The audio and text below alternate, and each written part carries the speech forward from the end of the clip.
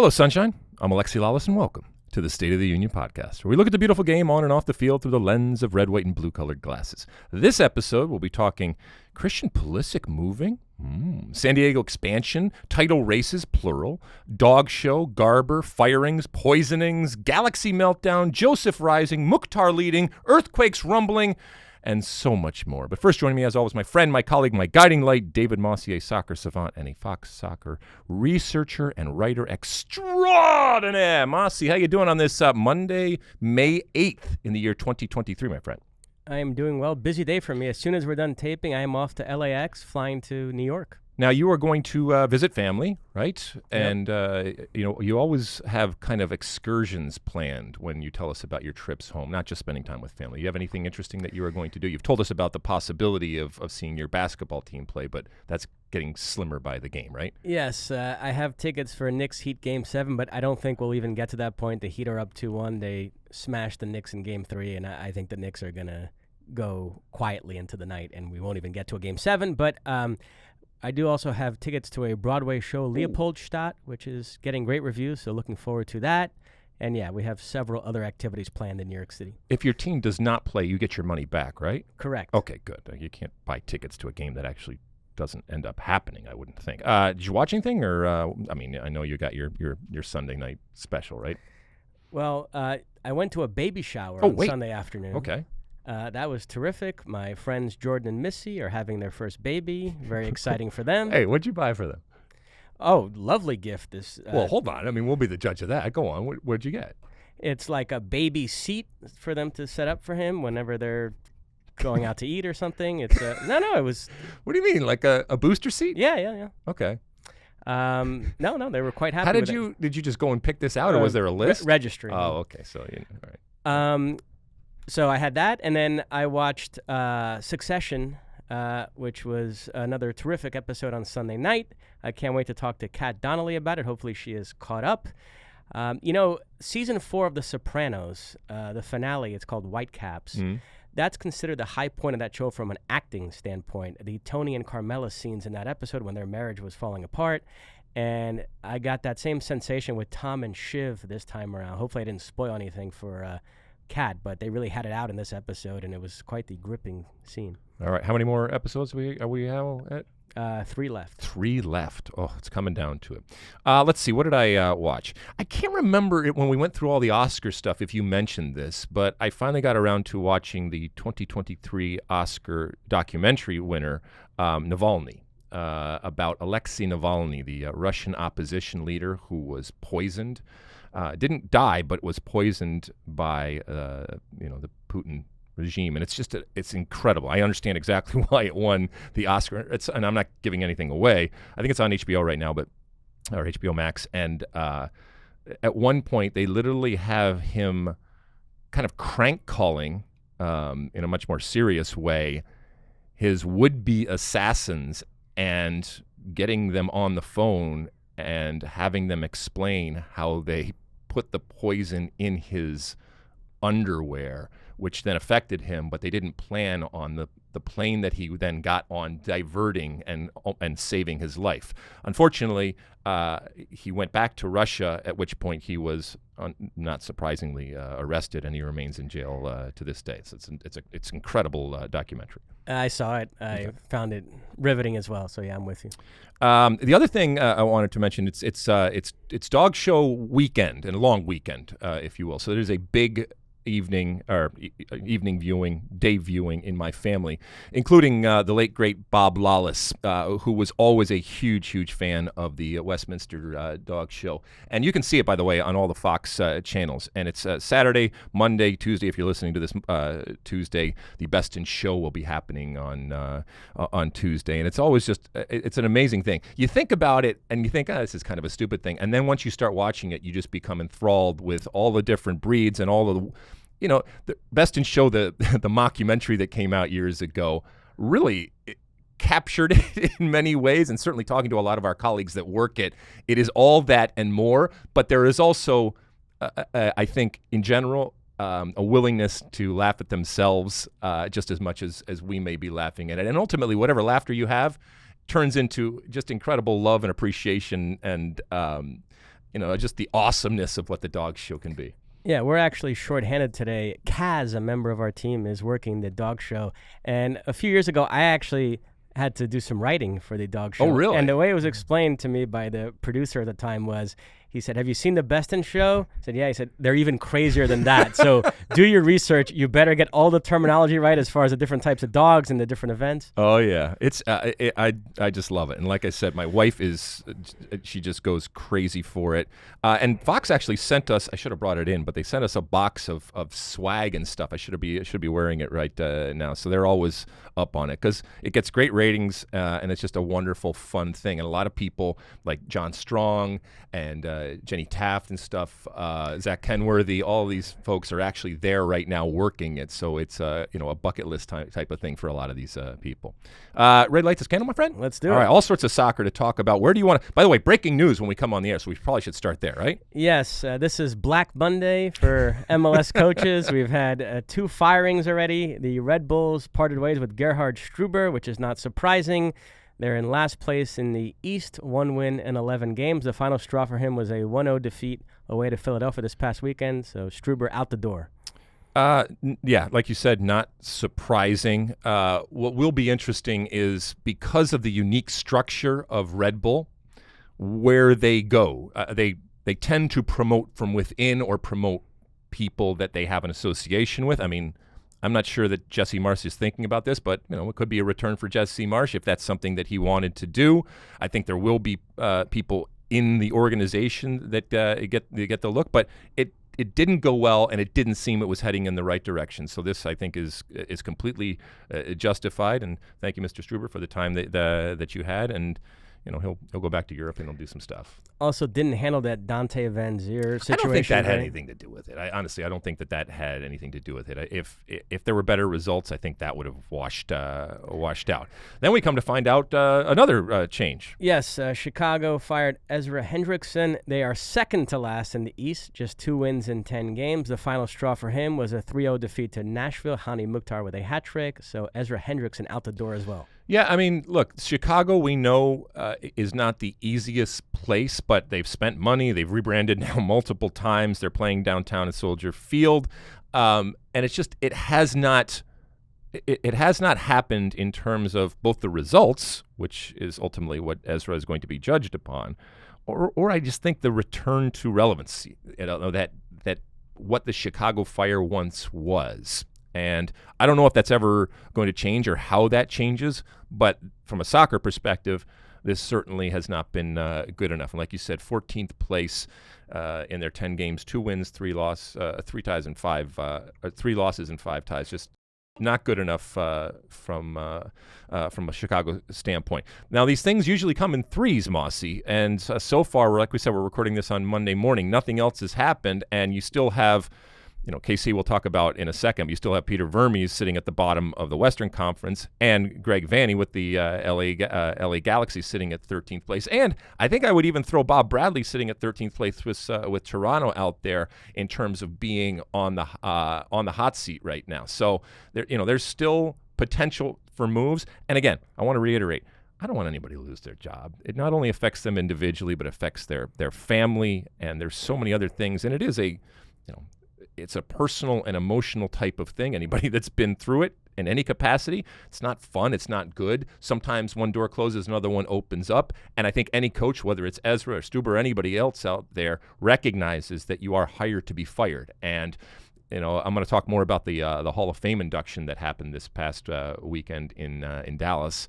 And it was interesting to hear some of the speeches, including because Jill Ellis went in, including talk about how you're not a coach until you've been fired, and that certainly applies. And if you're a coach long enough, you will probably get fired multiple times. But it still doesn't make it any easier, I don't think. All right, what else, Mosse? I think there's some other off the field news that's broken over the last few days. Yes, some expansion news. Lots of stories that San Diego is poised to be announced as the next location for the 30th MLS team. So San Diego has long been a market that I think has been, I don't want to say coveted. It is a good market. It's a soccer market. It has an incredible history, but it's always kind of been there in the mix. And so now that this is I mean, by all accounts, is going to happen and is going to, again, by accounts, be announced very soon. I don't think that should necessarily come as surprise. That it comes at, and again, maybe not at the expense, but a lot of folks were talking Vegas, and Vegas still might come in later, but that this is the next one. And by the way, for the rumored $500 million expansion fee, that's a good thing. And look, another team in California, more rivalries when it comes to the Galaxy and the LAFC up and down that 5 freeway, if you will. And, an Egyptian billionaire type of owner who is going to, again, by the accounts that we are reading, going to be the ownership group and playing in the same stadium down there, I can't remember the name of it, Dragon Stadium or whatever down there. That's Snapdragon Stadium that San Diego plays at and the Wave play at and stuff like that. So there is a soccer thing going on down there, and I think that this is a good addition to MLS.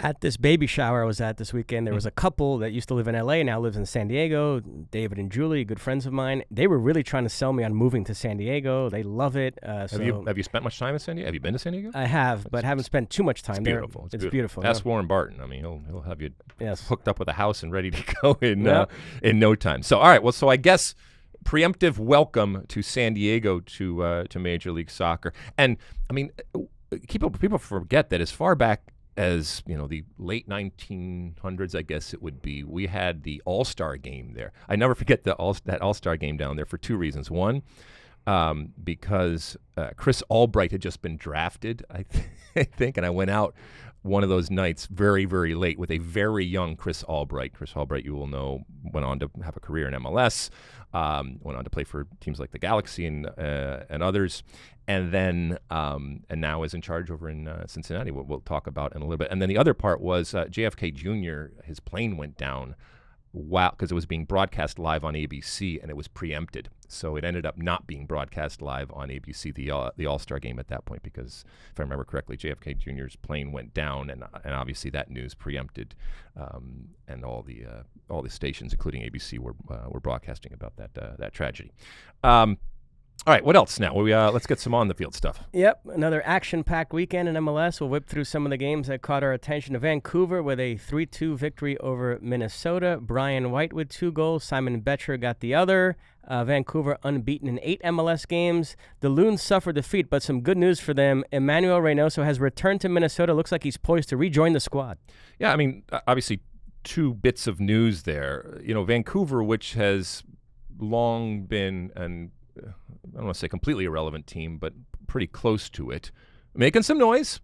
And we see you, Vancouver, and that's a good thing. I mean, they had an incredible streak. Evidently, they broke the longest streak. They broke the streak for the longest amount of time without a goal during this game. Now, it ended up letting in 2 goals, but it shows you that they can defend, and it shows you that they can score goals. And ultimately, they hung on there, although it was tense. And then the Reynoso news, baby steps, right?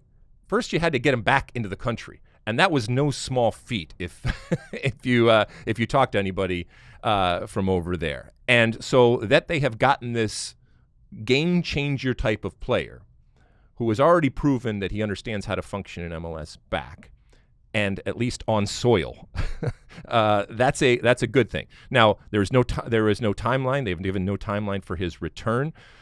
You'd say the sooner the better from a soccer perspective, but whatever the hell was going on with this player from a personal perspective, that has to be sorted out first before you put him on the field. And I think the Loons recognize that they have a responsibility to make sure that he is sorted out, whatever it was, and it was never revealed to any of us as to what it actually was, but there was obviously a whole lot of crap going on behind the scenes and off the field when it comes to Reynoso. But the fact that he is back in the country is great. I can't wait to see him back on the field because it only helps Minnesota get better if he comes back with the right mindset and is able to help them. So what else? Inter Miami 2-1 win over Atlanta. Joseph Martinez with both goals against his former club. His first 2 goals for Inter Miami, and they are goals 99 and 100 in his MLS regular season career. He's the fastest player to get to 100 goals. He did it in 142 games. I mean, look, this was a time machine type of moment. Although Phil Neville, who was under pressure, we know that, came out before the game and said he's going to score tonight, basically. And even though he didn't start him, he kind of set him up for success in this moment against, by the way, his former team. And for him to come in, get the penalty. It's interesting, though, if you watch him hit the penalty, he didn't hit it in the way that he normally hits penalties with that incredibly exaggerated stutter step that he did. This was just kind of fluid and through. Maybe he just said, I just need to put the ball in the back of the net. I don't need to worry about any type of theatrics or movements when it comes to that. And then it was vintage Josef Martinez making a run behind the back of the defense and just timing it perfectly. Does this mean he's back? I don't know, but this is certainly good for him individually and for the team, because they're desperate. They are desperate for a goal scorer, a consistent goal scorer, and they're desperate for some sort of confidence to both keep them in the running when it comes to the playoffs and to keep him his job when it comes to Phil Neville. When Giacomakis picked up that hamstring injury, I saw a tweet that said it wasn't that serious. He wasn't going to miss much time, but he sat out again. So either I misread the tweet or the tweet was wrong, but they do miss him. Yeah, but, suck it up, Buttercup. Figure it out. What else? Cincinnati 2-1 home win over DC United. Acosta and Barreal with the goals for Cincinnati. DC United had been on a nice win streak, so this is a good victory for Cincy. Yeah, I mean, I think that this, from a Cincinnati perspective, it was not about being. There was a grittiness involved, but I think for Pat Noonan, I don't think that he would come off the field and say, "Yeah, we won, but I didn't like the way that we played." I mean, this is a DC United, like you said, that was feeling good. And, I mean, the environment, it's hard on the TV sometimes to capture it, but, watching Cincinnati games, you really feel the energy in that building and how they love their team, how their team is obviously rewarding them, and then just that electricity that sometimes doesn't play through a television. But Cincinnati, I've been there, so I know what it is on the field, but I also, when you're watching it, it still plays in terms of what they got. So they got a good thing going there in terms of results and in terms of the environment. San Jose hand LAFC their first MLS defeat of the campaign, 2-1. Christian Espinoza with both San Jose goals. Buanga scored for LAFC, who advanced to the CCL final, but finally go down in Major League Soccer. I mean, it has to happen at a certain point, and it was interesting after the game. Steve Cherundolo, head coach of LAFC, and all of the players, I mean, almost to a man, at some point in their interviews after the game, talked about fatigue. And I guess it's kind of just low-hanging fruit and there to pick. I mean, okay. You didn't necessarily lose because of fatigue. You just lost because if you play enough games, eventually you're going to lose. Again, the environment up there. This was a game that the San Jose Earthquakes decided to play in Levi Stadium, which holds 80,000 or something. They had 40,000 people there, and it brings up the question as to why would you play that game there when you're trying to promote and drive people to the stadium, relatively new stadium that you have down there. And it really comes down to money. You're making, what, $1 million, maybe more, when it comes to the actual gate that you wouldn't make if you were playing at your own place. And as opposed to thinking long-term in the situation, there are still plenty of owners, and I don't begrudge them, that say, listen, I'm going to take the quick buck now and the good quick buck now by doing that, and we'll get to people to our stadium. But,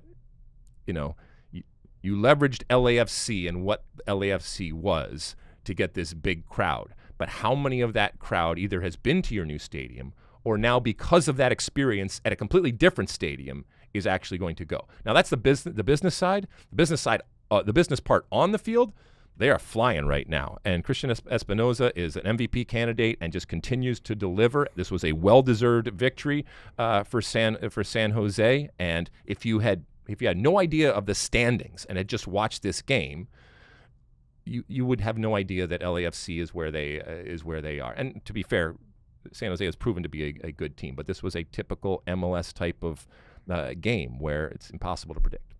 And then the Fox game, one of those go-figure results in MLS. SKC go to Seattle and pick up their first victory of the campaign, 2-1. Tommy and Polito with the goals. Did you see this one coming?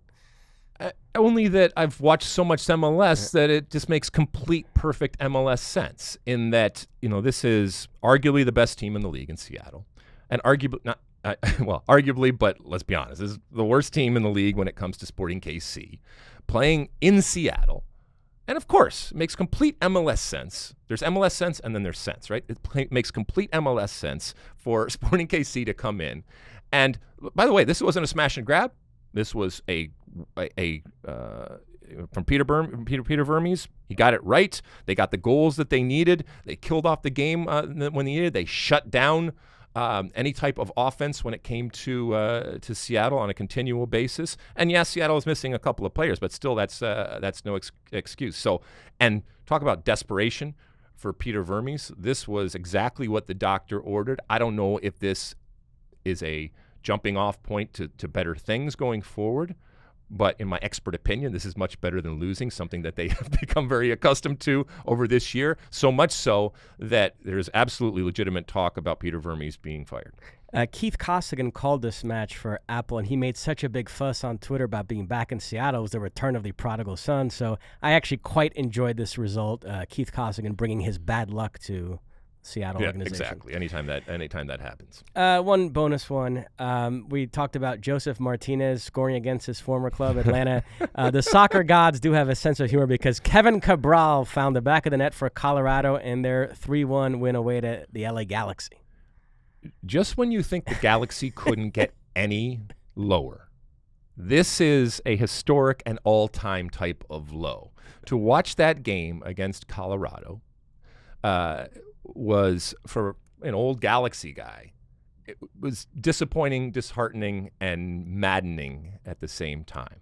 Now, did it tell me anything new about this Galaxy team that is mediocre in goal, mediocre in the back, mediocre in the midfield, and at times can be good, but for the most part is toothless when it comes to the attack? No. But you're playing at home, you're playing against Colorado, and you let them walk all over you. And we talked about, and again, I don't like or want people to be fired, but we've talked about this now constantly when it comes to the LA Galaxy. There are other teams that are bad, but even ones that have worse records. There are other teams in Major League Soccer that are being proactive and are doing things to at least try to stem the tide. I don't like necessarily doing things just to placate the fans, but when it comes to the Galaxy, as I've said time and time again, this is bad. This is bad for not just the competitive side of it, but this is bad for the brand. And congratulations to Robin Fraser to come in and do the business in Los Angeles against the Los Angeles Galaxy and come out with and not just a win, a commanding 3-0 win, 1-2-3. And to your point that Cabral scores was amazing. A couple of things. It's been a long time since a Lalas scored in that building. Lalas Abubakar actually got his goal off of a set piece. And then, like you said, Cabral, it's been a long time since we've seen him actually score, which is why he is not with the Galaxy anymore, although they're paying his salary, and now he comes back and makes them pay. The soccer gods do have a sense of humor, and it's bitter at times. And the Galaxy might have to watch their arch rivals win CCL this year. That's where we'll go next. Hold on, one more thing. Just want to mention a shout-out to... Boy, I had a great segue there, and okay, go ahead. Okay. One more thing before we go on, Mosse. Shout-out to Hani Mukhtar and Nashville. He got a hat trick. They crushed Chicago, and I know the Nashville people will scream and yell that we don't talk about them enough, but he is absolutely flying right now. Nothing new, because we all know that everything kind of runs through him, which actually makes it that much more impressive that everybody knows that's what's happening, and he still gets out of problems and still contributes on a continual basis. And just a phenomenal signing and a wonderful player for not just for Nashville, but for MLS. When we taped our last podcast on Wednesday, we mentioned LAFC had advanced to the CCL final. We still didn't know who they were going to play because that night was the Leon Tigres second leg. Right. It will, in fact, be Lyon. They claimed a 3-1 home win in the second leg to earn a 4-3 aggregate triumph. So LAFC versus Lyon. First leg, May 31st, is in Mexico, and then second leg, June 4th, is in Los Angeles. The interesting development since then is that Lyon lost this past weekend in the repechaje. They suffered a 3-1 home defeat to Atlético San Luis, who are managed by Brazilian André Jardine, the manager who led Brazil to the Olympic gold medal 2 years ago. And that means Lyon will now have a 24-day layoff. They will not play again until the first leg of the CCL final, May 31st. So there's a lot of debate on Twitter over whether that's a good or bad thing, but it is an interesting curveball. It's a bad thing. I mean, I was heartened to hear some players, and I can't remember where I read it, just over this last week, and it's nothing new necessarily, talking about how I would just rather play every week. Ubuanga from LAFC, talking about how he would just rather play 2 games every week and just play. And he's proven that he does that. I mean, hell, the guy flew back from thousands and thousands of miles and still jumped on in the field. I don't think that this is a good thing for any player or team to have 24 days off. And you can say, yeah, you can heal up and you can kind of get yourself straight and stuff like that. No, that is way too much. And again, this just sets it up for LAFC, to your point, to win the trophy and be the representative from CONCACAF when it comes to the Club World Cup. And I think it would be a failure now, given even the way that it's set up, and you get to play the second game at home, which, by the way, I think we should go to. It's right in our backyard here, and that would be fun to see a potential, moment in history when it comes to LAFC and MLS and U.S. soccer. Yeah, we have 3 weeks to marinate on this. We'll see what kind of form LAFC is in and if they pick up any injuries. But right now, I think they're clear-cut favorites to win this final, which would make it 2 in a row for MLS. And you look at the U.S.-Mexico rivalry as a whole. The U.S. national team unbeaten in the last 5 meetings, 3 wins, 2 draws. They beat Mexico in the Nations League final. In the Gold Cup final, went farther in the World Cup.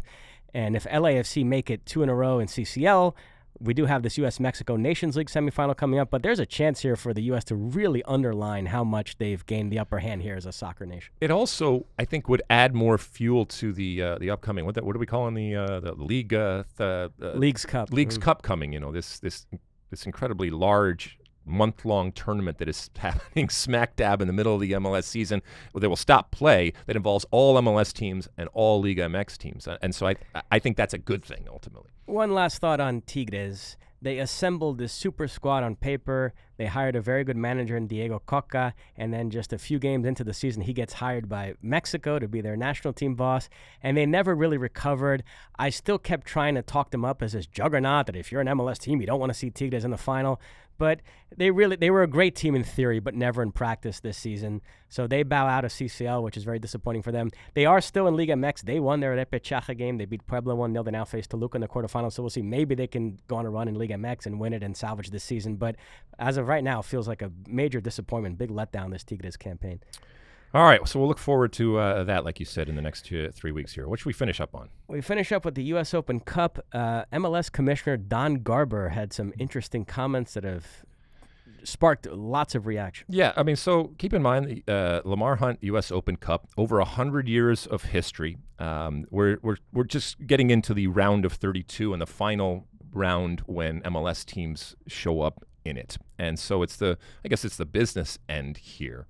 And for decades, people have been, racking their brains and scratching their heads as to how to properly promote this and market this and make it something bigger. And keep in mind, this is the only opportunity that we have to kind of intermingle in a competitive environment with the leagues, because there is no promotion relegation. There is the carrot of CONCACAF Champions League to the winner. But for the most part, not for the most part, since 1999 or whatever it is, it's been all MLS in terms of the teams that are winning it. These comments from Don Garber were interesting in that he was making them at the board of directors meeting. He's on the board of directors of the United States Soccer Federation, and he has sat on that board for a long time. And U.S. Soccer is in charge of putting on the U.S. Open Cup. And he said, regarding the games, and this was as in a response to a report that was being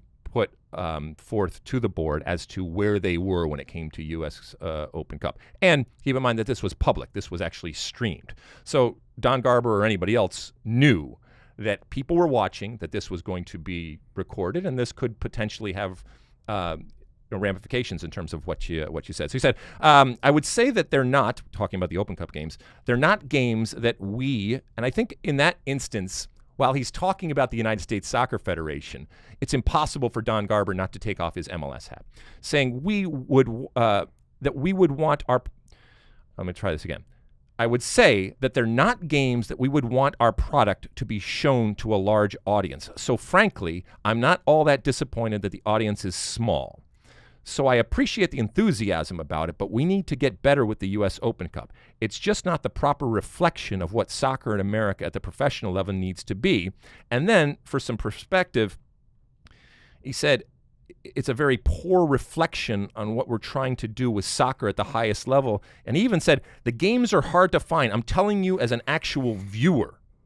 And he said, the reaction from our ownership, from our team presidents, and even our fans in terms of even being able to find the games, the quality of games, some of the games that we've been playing are on subpar fields. So basically, he came in, from the top rung, shall we say, on not the U.S. Cup, but the production and the presentation of the U.S. Cup. And in that sense, that's, I guess, his job, and that is good.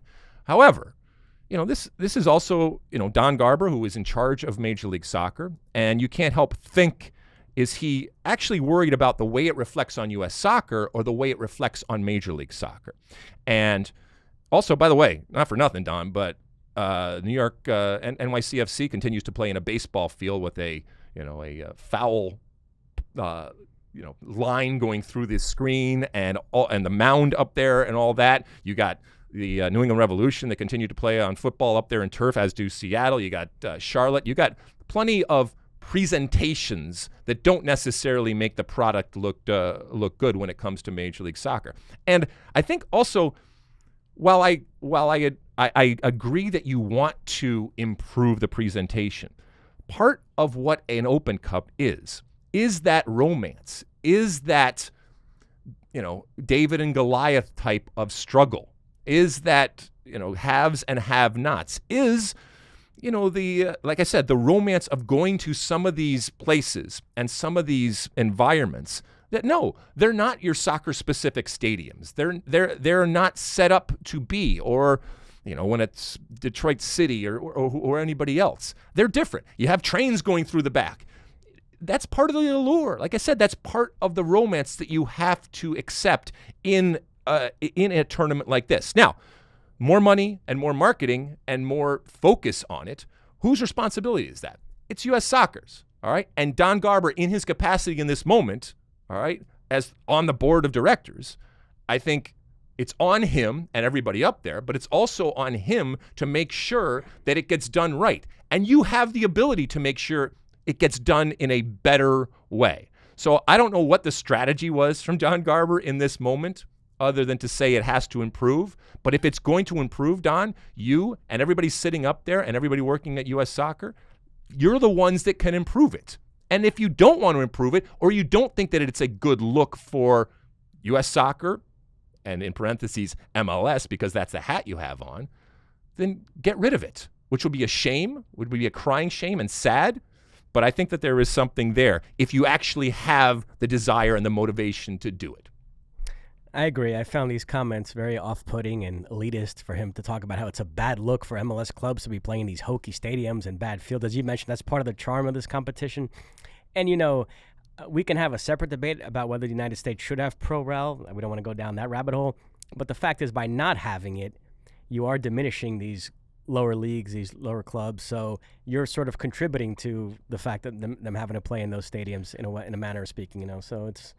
And look, I've been around a long time. You've been around a long time. You don't have to be around a long time to understand that people in positions of power, they have motives and they have ulterior motives. And that's not a cynical, that's a human way of looking at things. And so Don Garber, his bread and butter and his priority in his work life is always going to be MLS. So even when he's sitting on the board of directors of U.S. Soccer, it's with an eye to helping, yes, soccer in general, but as long as it makes sure as it helps MLS and doesn't hurt MLS. And that's really where the interesting, I guess, moment or conversation discussion would be, is if something was to be done by U.S. soccer that hurt MLS but helped soccer in general, would Don Garber or anybody in that position having a connection vote and support a decision or an action that was actually against their best interests when it comes to their representation, in this case, a league like Major League Soccer? But, this is nothing new. This is politics. This is human beings. This is, I guess, the incestuous nature of soccer. And it's not just soccer. It's of all business out there. And it doesn't mean that I think Don Garber doesn't want what is good for soccer, or isn't making decisions and doesn't believe in doing, quote unquote, the right thing here. But I think it's impossible for Don to separate MLS from U.S. soccer. And I don't think he cares, and I don't think he wants to. And that's okay, because he's a human being. Anything else, Mosse? That's it. All right, let's take a quick break. When we come back, we got all sorts of games and scores that happened over the weekend overseas. And we'll take a trip around Europe and maybe some other places. Don't go anywhere. Okay, welcome back. All right, some interesting stuff happening over in Europe when it comes to both the title race on one end and the relegation. I don't know if it's a race, but competition down at the other end. Where do we want to start? Yeah, so those two, the title race and the relegation battle, intersected at the Etihad this past weekend. Manchester City claimed a 2-1 win over Leeds in Sam Allardyce's first match, as Leeds boss Ilkay Gundogan scored both goals. City were up 2-0, cruising. They earned the penalty. Haaland let Gundogan take it so he could complete his hat trick, but he missed. Pep was furious at Haaland. He felt like at 2-0, shouldn't be screwing around like that. Your best penalty kick taker should take it. And then, lo and behold, Rodrigo came back and scored at the other end. So in a match where City had 80-something% possession and completely dominated, they actually had to sweat out the last few minutes of this one, but they did pick up those 3 points. All right. Well, in the discussion and or feud as to how good Sam Allardyce actually is, if Pep can't even get his players to do what he wants them to do on the field, then obviously he is a subpar type of manager. I thought it was kind of performative. I mean, if the Gundogan penalty had gone in and he had gotten his hat trick, would Pep have really cared ultimately? I mean, it just seemed a little strange, and I think Pep used it in that moment. And we've talked about this before. There is a theatrical aspect and a performative aspect of managers on the sideline in terms of how they act and what they do and what they say. And I'm not saying they're not human and emotional, but they understand that the cameras are on them, and they might use that to their advantage to make a point. But that Erling Haaland didn't take the penalty and gave it to Gundogan to get the third goal. The guy was flying, and I get why you want Erling Haaland to take it, but the only reason I think that he was angry, or that he then wanted to make a point of telling Erling Haaland he should have taken, was because he missed it, because Gundogan missed it. And it does show Haaland's altruism, because strikers are all about scoring goals, and Haaland is setting all these records, and the fact that he would let Gundogan take it, I think, reflects well on him. It does, except I think if Pep were here, he would say, no, I want ruthlessness. I want you to be greedy, and that's what makes the best players in the world. I think that's what Pep would say, and in that sense, maybe I do agree with that I would have had no problem if Erling Haaland stepped up, took the ball, and said, no, I am putting this in the back of the net. I don't care if you're on a penalty. I don't care if you're having the game of your life. I'm not being altruistic or anything like that. I'm being ruthless, and I'm saying I'm putting this in because I live off of goals, and I don't care how they come. I don't care when they come. I don't care at whose expense they may come. I am taking this, and I think that's where I can get on board with what Pep was maybe trying to say. And we're taping this Monday morning. There are all sorts of games going on today that impact Leeds. They got a good result this morning with Fulham hammering Leicester. Right now, as we speak, Everton are 1-0 up on Brighton. That's not good for Leeds. And then later on, Nottingham Forest face Southampton. So I can't really tell you where Leeds are in the table because by the time you hear this podcast... Well, yeah, exactly. By the time you hear it, this could have changed. But right now, as we sit, if everything ended today, Leeds are in the relegation zone, and Leicester above them, and Everton above them, Nottingham Forest and Southampton below. But this is going to change by the end of the day. All of this is... It's problematic for Leeds, and if they stay up, they're going to need another type of miracle as they did last year, which is why they brought in Sam. On Sunday, Arsenal 2-0 winners away to Newcastle. Give Arsenal credit. I did not think they were going to win this game. Odegaard and an own goal accounted for the scoring. Arsenal 1 point back of City, but City have played one fewer game. Premier League pundits are still really talking up the title race, and I don't blame them. But I'm so convinced City are going to win it that I actually found this result more interesting from a top four perspective. Do you know how on election night sometimes they award a state to a candidate and then later on they pull it back? We looked at the numbers again. It's closer than we realize. And by the way, they subvert democracy when that happens, by the way, because it can have an incredible effect on voting. I agree. I wish they would always just wait for all the votes to come in and then count them. Well, a couple of podcasts ago, I proclaimed the top four race over in England. Well, I am pulling it back because results since then have gone completely against that. Newcastle lost this match. Manchester United lost 1-0 away to West Ham. David De Gea with an absolute howler for the West Ham goal. And Liverpool have ripped off 6 straight victories. So Liverpool have creeped to within 3 points of Newcastle, 1 point of Manchester United. Now, both those teams have played one fewer game than Liverpool, and they have relatively easy schedule. So my money is still on them getting it, but it's clearly not over. Liverpool are making this very interesting. Yeah, I mean, so first off, the Arsenal win, I think, was very impressive, to your point. This was the game, and I can't remember who they have next, but this was the toughest game, I think, and the game that I think a lot of people, if they thought going down the stretch here, they were going to lose. And they looked like, in terms of the confidence, they looked like the Arsenal that we had seen earlier in the season. And look, we know that a season is peaks and valleys and ups and downs, and this is an Arsenal team that's kind of going through this for their first time. And maybe in this now new position of chasers, they just feel that much more comfortable because Newcastle's a good team, all right? And for them to get that result is huge. But you still think it's not so much as a title race as the race for the top four that's going to change. Even though they're 1 point back, albeit Man City has a game in hand, which you think that they are going to win out.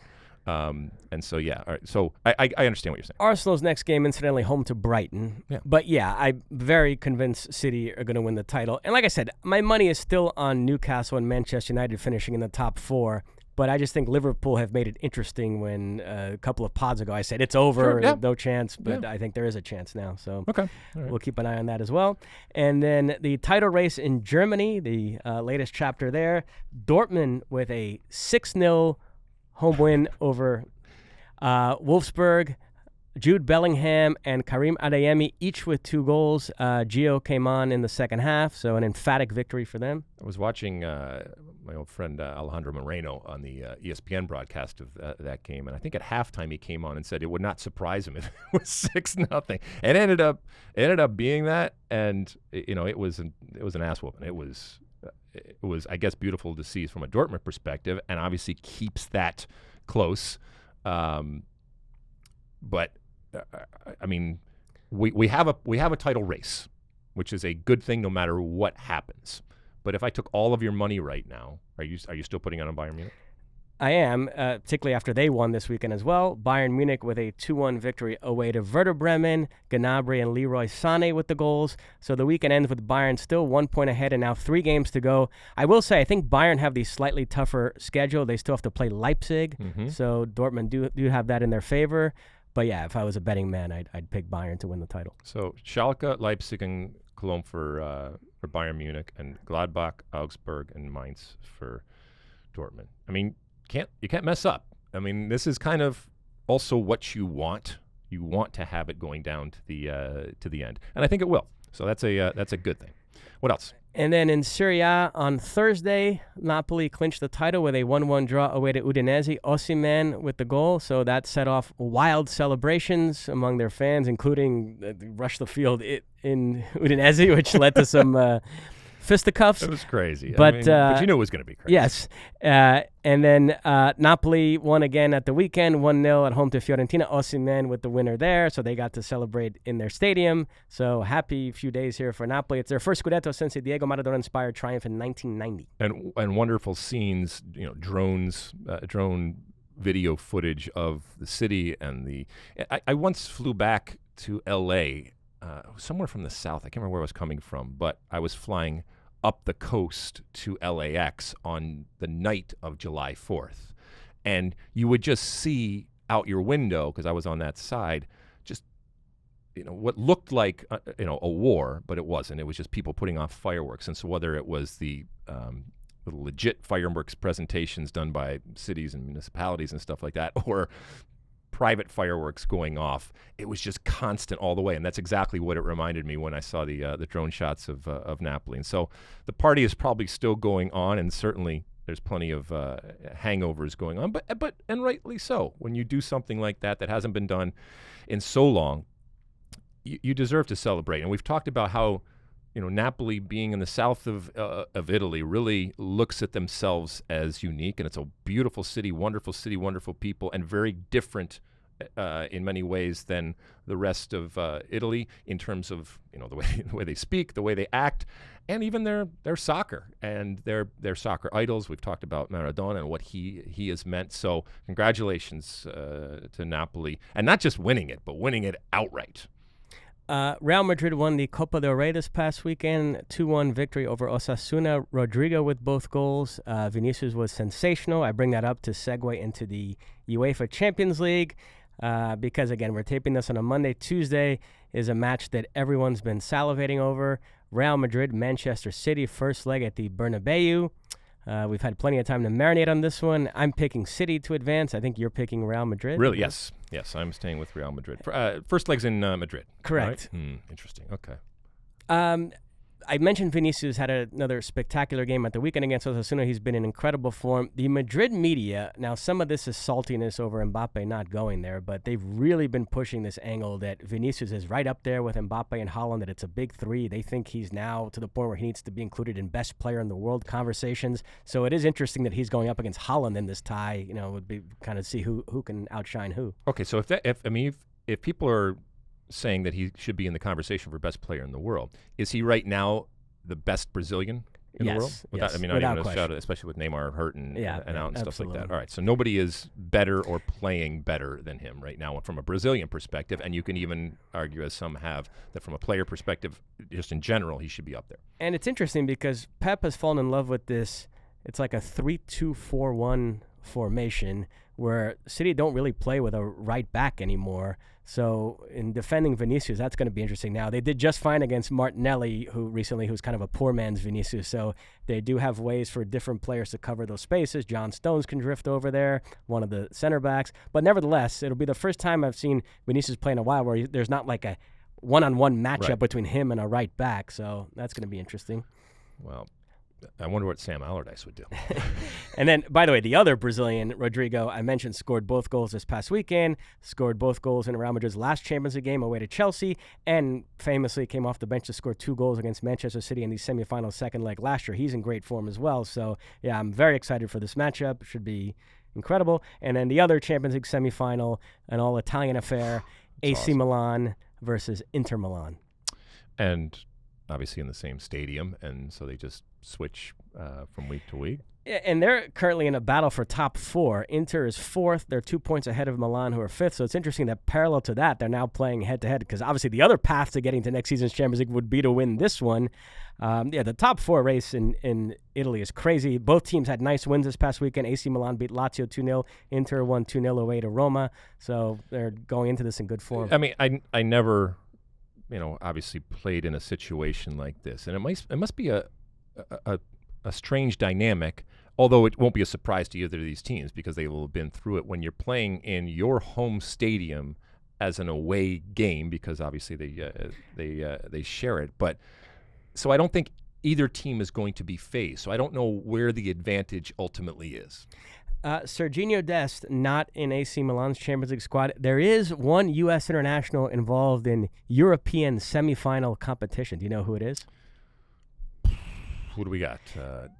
Georgi Mihailovic, AZ Alkmaar. They face West Ham in the Conference League semis. The other semifinal. Well, that's not even the NIT. That's the one below that, right? The other semifinal there, Fiorentina Basel. And then in the Europa League, or the NIT as you just called it, it's Sevilla Juventus, Roma versus Leverkusen, which is Jose Mourinho versus Xabi Alonso. So some interesting matchups in the other competitions as well. And we have an American to keep an eye on. So I can't remember who you picked, AC Milan or Inter. Boy, it's really a 50-50. I'm going AC Milan. I'll go Inter. Okay, perfect. Yeah. Perfect. Wonderful. Anything else, my friend? That's it. All right, let's take another quick break. When we come back, it's time for Ask Alexi. All right, welcome back. It's time for Ask Alexi, that part of the show where you send us in your questions, comments, concerns. You can use the social media platforms that we have out there. And keep in mind that our handle on the social media platforms is SOTU with Lexi, or you can call into our State of the Union podcast hotline, which is 657-549-2297, and use that hashtag Ask Alexi if you are sending stuff in on social media, or hashtag Mosse. Well, what do the folks want to know this week, Mosse? We have a voicemail. Let's take a listen right now. Hey, Mosse and Alexi. This is Gio from Illinois. Just had a quick question for you guys. Noticed like a trend with a lot of American players that when there's a coaching change in Europe, it almost seems like their role on the team has either moved to the bench or their specific role within the team that's changed. Do you think that's more of a, biasy against American players, or, more of a coaching philosophy change? Because it's like, players like Tyler Adams who come from Leipzig and couldn't even find his correct position there, and then he gets Jesse March over there at Leeds, and then now he's going to Manchester United, or possibly, a Big Six team. Just doesn't make much sense. But appreciate the podcast, and looking forward to your response. Thanks. Okay. Thank you, Gio from Illinois. So first off, not just in soccer, but in any sport, you better quickly come to terms with the reality that you will play for multiple coaches. You will play for coaches that you like. You will play for coaches that you don't like. You will play for coaches that like you, and you will play for coaches that don't like you. And you have to be able to prove time and time again your worth. In this situation, or any situation involving a U.S. player or not, the coach comes in. I'm assuming the coach is human. And so that coach is coming in with their baggage and bias. And that's normal. You have to expect that. And coaches have their favorites. Coaches will bring in players that they trust over established players and stars. I don't necessarily think, Gio from Illinois, that new coaches automatically change the situation for U.S. players or put players in a problematic type of situation simply because that they are American players. We've talked long about some of the preconceived notions and the biases and the baggage that either coaches, managers around the world may have relative to the American game and therefore American players. And some of that is, an insecurity that has started to dissipate over the years, and that inferiority complex. So some of it's on the players, and they're seeing things that maybe they just want to see, even though they might not be there. And some of it is absolutely true. But suck it up, Buttercup. This is the way that it goes, and you have to prove your worth. And what I have found, and we talked earlier, that coaches and managers, while they are hired to be fired, they want to be successful. And they don't give a crap ultimately who is on the field. If you are going to help them keep their job, you will play, and they will play you. You might not get all the opportunities or as many opportunities as others because of where you're from or your reputation or your behavior ultimately. But when you get those opportunities, if you're good and you're going to help them keep their job, they're going to keep you on the field.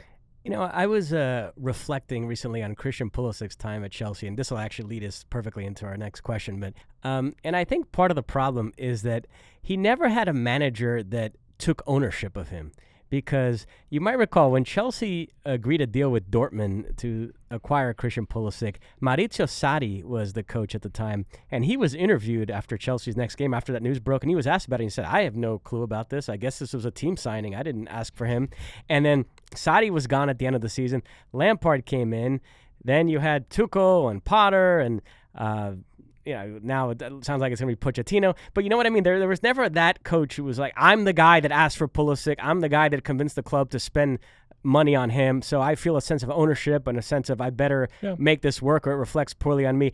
Every coach he's had at Chelsea has sort of had this attitude of, well, I didn't sign him. And so, it's not on me if it doesn't work out. And that does matter. I mean, watching Manchester United this season, Eric Ten Hag's lineup decisions are clearly influenced by that. The amount of chances that players like Antony and Wout Weghorst get because they're players that he asked for, there's clearly a sense on his part that I better make these so guys that succeed. loyalty that you're talking about, that exists probably in a lot of walks of life, but certainly exists in soccer. You have your guys. And there does come a point from a player perspective where if you see that it doesn't really matter ultimately what you do, that you are not part of their plans, then all right, you go elsewhere. And you will not be the first nor the last player to be faced with that type of situation. So, Gio, it's a good question, and that it's a fascinating dynamic that happens when you have a new manager, new coach that comes in, and how he or she approaches meeting with the players and what they tell you. Some will come in and right off the bat, it doesn't matter, and they will raise their hand. This is still from afar. You're gone. And they just want a clean house. They don't want to have to deal with whatever was left over. They want a clean slate. And that's completely fair and understandable. You just don't want to throw the baby out with the bathwater. But to your point, when it comes to Christian or any other place, you want coaches to have your back. And I would think more often than not, you're going to get the best out of a player if that player feels like you are supportive and you want that player to do well and you want that player to be here, as opposed to, I didn't sign him, I don't know why he's here, and I'm just going to kind of make do along the way. So that leads us into a Twitter question, since we're all pretty convinced Pulisic might have to leave Chelsea at the end of the season. At MozKid8 asks, where will Pulisic end up next season, and why is it the LA Galaxy? So he's putting out vibes there. Okay, so Christian Pulisic, like you said, it's been up and down when it's come to his Chelsea move, and he's had good times and bad, and certainly we're in a place right now where I think if he's honest with himself, I think he would recognize, as a lot of people do, at least on the outside, that he does not necessarily have the future that he would want when it comes to Chelsea. Now, having said that, this is an incredible talent. I think that if he is going to and wants to move, there are going to be plenty of suitors out there for this type of player coming into the prime of his career. So he'll be 25 come September. I think he's going to have lots of options over in Europe. Keep in mind, this is a player that went over when he was 15 to Europe, had stars in his eyes and ambition, and did things that we had never seen before, whether it was actually on the field with Dortmund and Chelsea, or the price tag attached to him. And it has been successful, wildly successful, I don't know, but certainly successful when you look at it in terms of the history of American players going overseas. As I said, I think he's going to have lots of options should he want to go elsewhere, whether it's in England or any place else in Europe. But to your point about the LA Galaxy, I think if the LA Galaxy wanted to act like a super club again, they would make a run at him. And they would use him like they used Beckham to signal their intention and signal their ambition and prove to not just the country but to the world that they want to do big, bold, dare I say, arrogant things to reestablish themselves. And if that ever were to happen to the Galaxy, if Christian were to go to the Galaxy or any team in MLS, by the way, this applies to any team in MLS, if they really wanted to make a big, bold, dramatic statement, signing Christian Pulisic would be one, especially in the prime of his career. Now, if Christian Pulisic decided that is something that he would want to do, yeah, he would get all sorts of crap from. By the way, it would be. I think he would get criticism and crap from both people that hate MLS and people that love MLS, that would just see this as so beyond the pale and almost capitulation. Is that fair? No. But, I said that early this morning, I was responding to this on Twitter, and I said, I think that Christian Pulisic has a lot of Landon Donovan in him, in that I think he thinks about himself. I think he thinks about the game. I think he thinks about life and the world in a little different way. And so I don't put it past him from actually thinking that this could be something that he would want to do. And I know I'm on the outside, and and by the way, if he were to do something like that, it doesn't mean he's not ambitious. It doesn't mean he doesn't want to win. It doesn't mean he doesn't have a competitive fire. It just means that maybe he wants to do something different, and he could continue to star for the national team regardless of what people say. And like I said, it would be a big, bold type of statement for the LA Galaxy or any other team to make. Now, the LA Galaxy is still hamstrung right now because of the restrictions, because of their violations. So I don't think they could do this necessarily this summer. But other teams could do it. And the LA Galaxy, ultimately, like I said, they need to do something big if they really want to prove to me and to the rest of the world that they are that super club that they purport to be and have since they first started. That's it. All right. Thank you for the question to Moz Kid 8. And obviously, Gio from Illinois, sending in your voicemail on the State of the Union podcast hotline, 657-549-2297. Keep them coming. We love them. We'll take another quick break. When we come back, it's the end of our show. Okay, welcome back. It's the end of our show. And at the end of each and every show, I give you my one for the road. This one for the road, I'd like to take a little time to talk about and congratulate, first and foremost, the 2023 U.S. Soccer Hall of Fame class. And this includes Landon Donovan, our friend and colleague, DeMarcus Beasley, our friend and colleague, Jill Ellis, the great coach, Hope Solo, who actually was was awarded last year, but deferred it for a year, and so she goes in this year. Kate Sombrero-Margraf, fellow Michigander, and we know her from working and being in charge of the U.S. Women's National Team, and an incredible career on the field. And then goal-scoring great Steve Zungel. I'll talk about him in a second, because also late great friend, colleague Grant Wall was put in. He won the Colin Jost award that is awarded to a member of the media each and every year, and certainly fitting and well-deserved for Grant Wall and everything that he did for the game in terms of his coverage. Quick point on Steve Zungel, the Lord of all indoors. I posted this poster, Mosse. You will not have had this, but if you grew up in the 80s in America, indoor soccer was a thing, and it inevitably found you.